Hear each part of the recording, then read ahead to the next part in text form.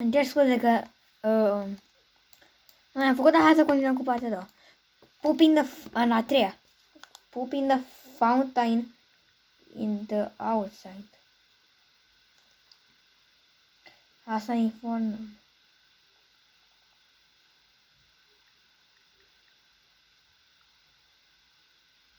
In the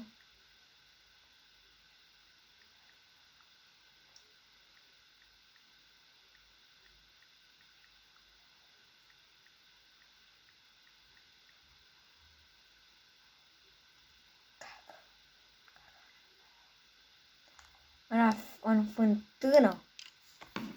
Ai de capul meu. Ce de apare? Unde e fântâna? Asta, nu? Stați un pic. Stați un pic. Adică să facem băligar aici. Mamă! Maroniu moare. Mama mia. Acum? Cam atât? Hai la tata.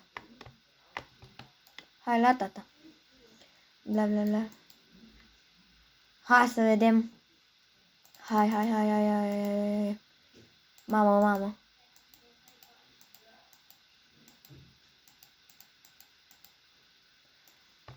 Ai de capul meu.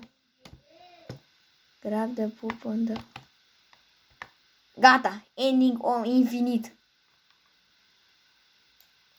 Everything for ladies.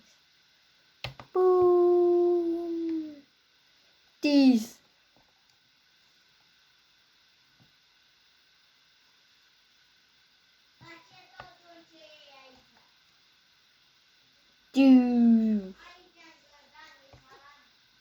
Haide. Is.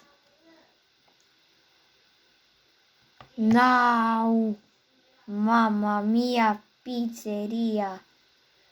Trage-o. Over. Mamma mia. Ce se întâmplă?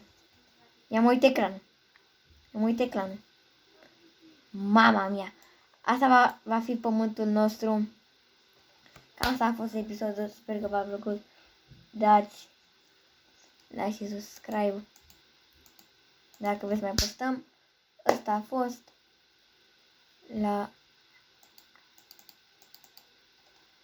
La revedere.